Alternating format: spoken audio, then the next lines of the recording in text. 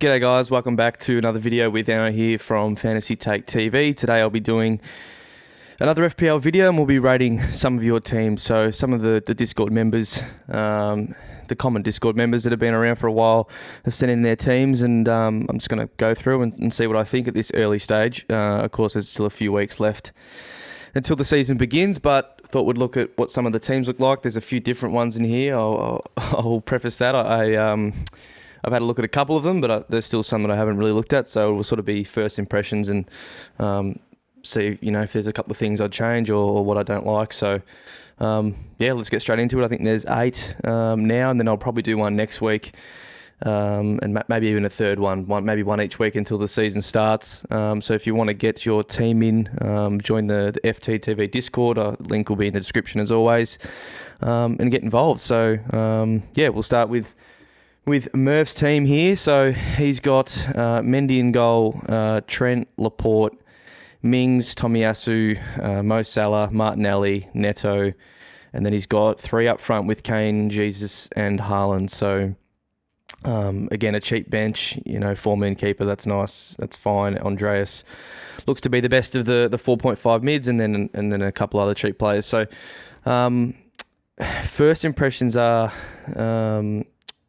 I do like the Mendy pick as a 5 million keeper. I won't lie. If I had the 0.5 somewhere from my team, I think I would spend it there.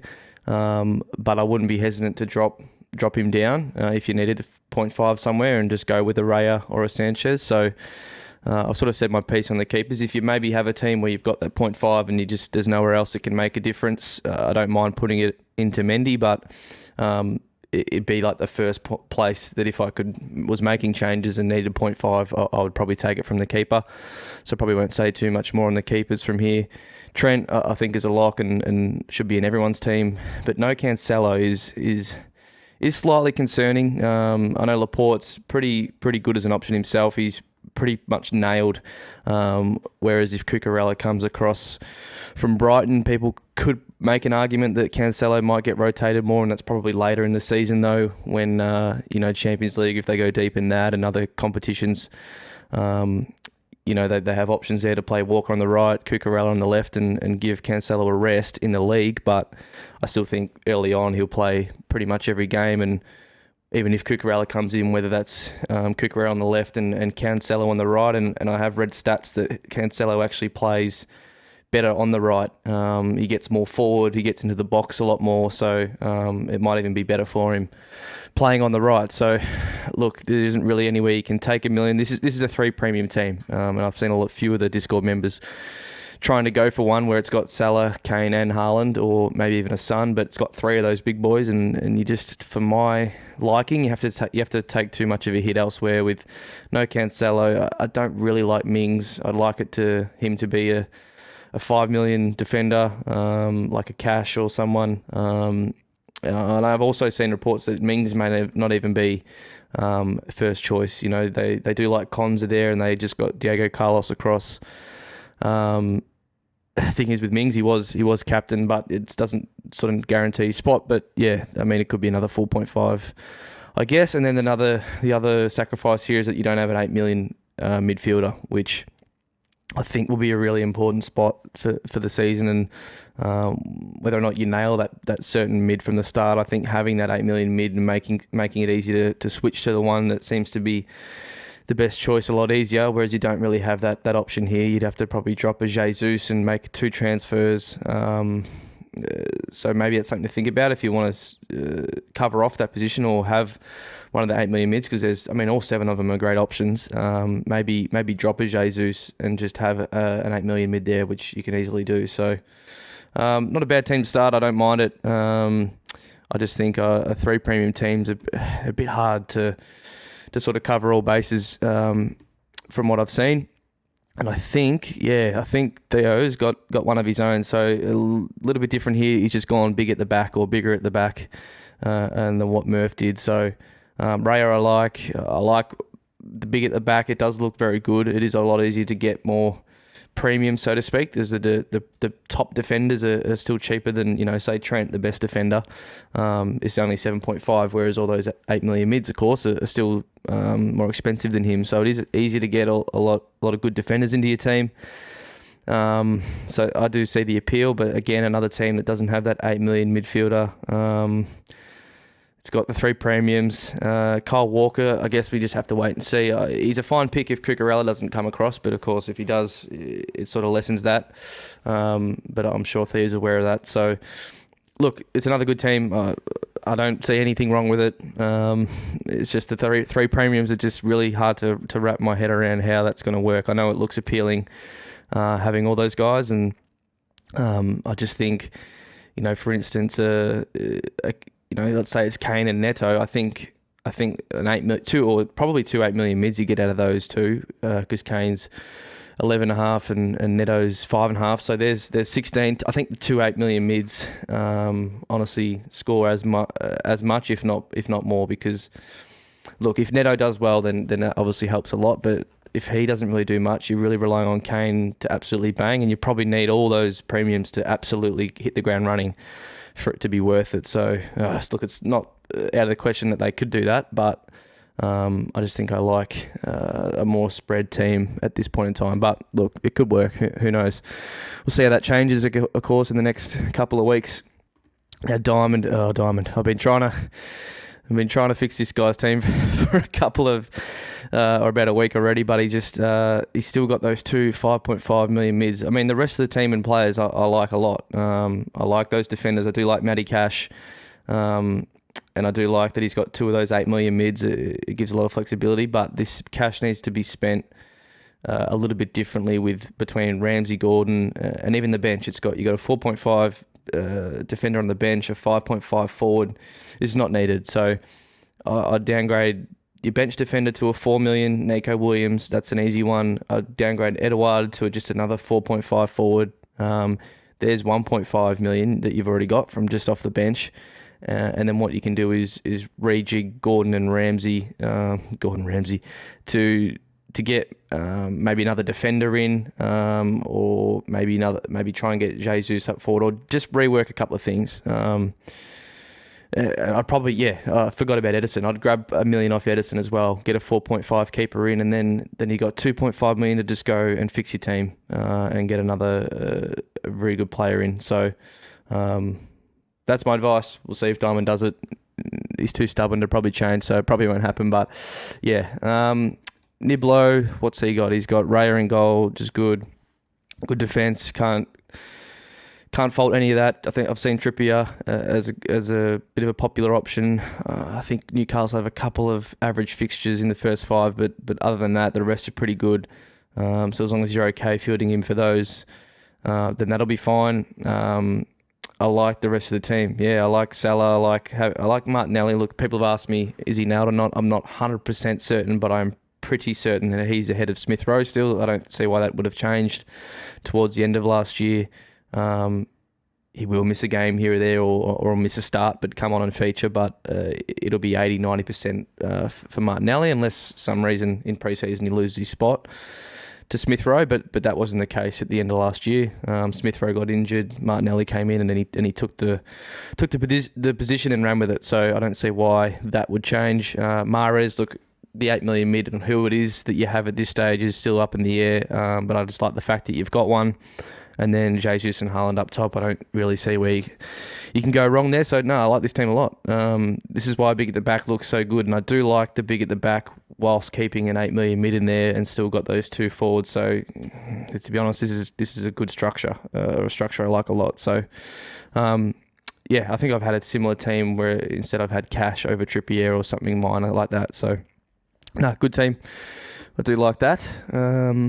Then we've got Big Magic Gnome here. What's he got? He's got another big at the back team. These are getting pretty popular this pre-season. But, oh boy, he doesn't have no Mo Salah and no Haaland, so just the Kane up top. So he's got a lot of those 8 million players. 3 of the mids, Jesus, and then all the big dogs at the back. Trent, Cancelo, Robbo as well, Reece James.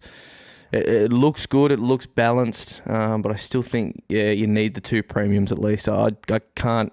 I mean, we've just gone through teams with three premiums, and then Gnome's got only the one. So it sort of lessens your captaincy options a bit. You'll be trying to find one each week. Whereas, we know what Salah did last year. Haaland, people are going to be captaining a lot early with those City fixtures. So I guess you'd be captaining Cancelo or Foden instead, in like game week 2, for instance. But look, it's a risk that can pay off for a period of time during the season. I know people getting rid of Salah for the last, month or so of the season really paid off. And if I did it, I would have even rocketed me further.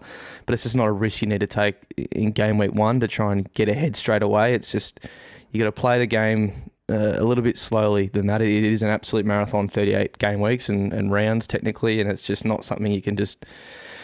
It's not something you need to take risk on in the first week and first few weeks of the season, really. It's all about just staying with the pack, judging teams and how they play early, because, things can change, especially with, like, even Liverpool City. Things have changed. They've got new players. They've sold some. So it's just about, playing the percentages, staying with the pack, and then making your moves later on to sort of gain your rank.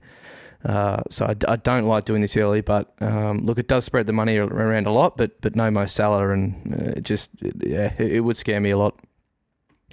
I got a couple more. Jesse has got another big at the back team, so yeah, this is really good. This is sort of like Niblo's before, where he's got the big at the back. He's got 2 Chelsea defenders. He's still got Salah, and he's got that 8 million mid, whilst keeping the two forwards in Haaland and Jesus. So again, I can't really fault this. It looks like something I would start. I think I said before I had a team pretty similar to this, with Matty Cash in it, with good opening fixtures for Villa. So I don't think there's much more to be said about this. This looks, while it looks template, I think it looks really good, and that there's a reason the template is the template. So I can't fault this at all, mate. I think it looks good. Sebi next. He's got the 4-4-2. This is what I liked early, the 4-4-2. He's got a few differentials here, or a couple at least. He's got all the big dogs up back, a 4.5 keeper, that's fine. But then he's got his Brentford boys in Vissa and Tony, and I think that's a lot of why people are choosing Raya, and it's because of the early fixtures, which are really good for Brentford. But doubling up on their attack is probably something I would avoid. Sebi, I'd probably pick one and stick to that. I know Vissa is a favourite of yours, but I guess we'll have to wait and see what happens with Brentford. I think they're still trying to sign some more players. They're doing quite a lot in the transfer window, so I don't think they're done. But it might pay to just wait on that, of course. And then the rest I like. 8 million mid. Got Salah, got Haaland, and I've seen a lot of Martinelli. So. No, I do like the team. I do like the structure. It's just I think I'd probably steer clear of doubling up on Brentford for now. It would be nice if you could get Jesus over Tony, but of course you need to find that million somewhere, which is often hard. But yeah, no, I do like the structure. I do like it. Then we got Wilbur. I think I'll run through. There's a couple more left. So Wilbur's got, again, big at the back, is very, very, very popular. Can't fault any of those picks there. Double City defence is something I actually do like as a bit of a differential, essentially. Laporte's not highly owned, so I think it is something that can work. Salah, and he's got Kane over Haaland, which I've seen a lot of people go down, and it's probably... I actually don't totally hate it.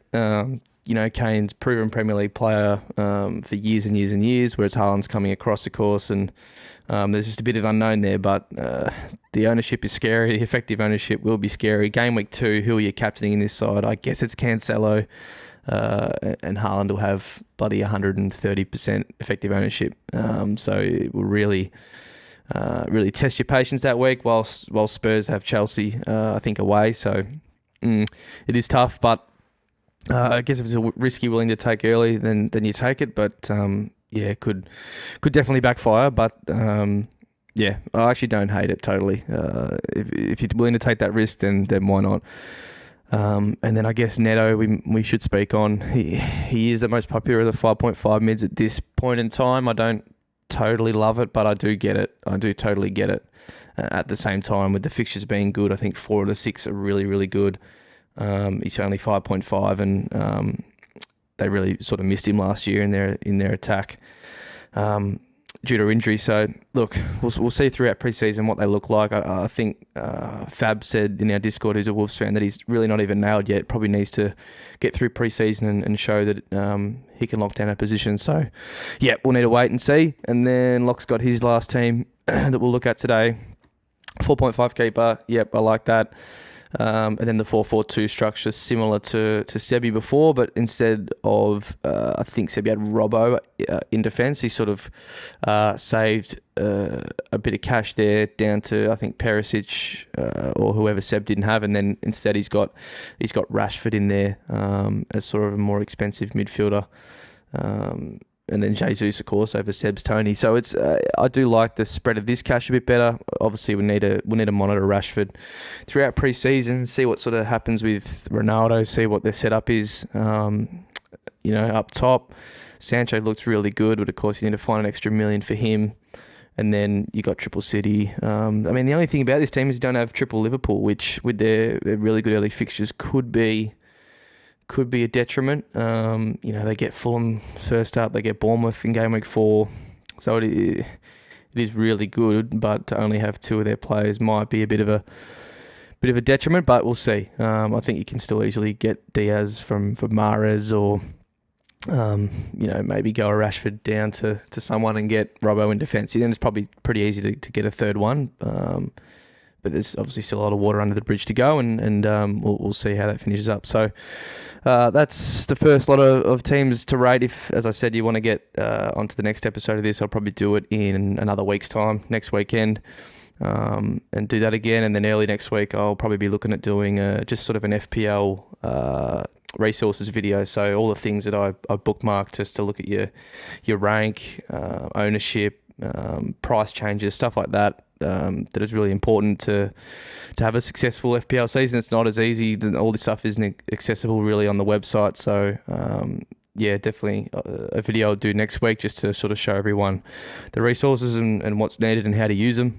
So look out for that next week. And as always, thanks for watching, guys. Hit the subscribe button. Almost at 1,000. So that'd be awesome. And I'll see you guys next one. Cheers. Got the mojo deals, we been tripping like 80. Pulling out the coupe at the lot.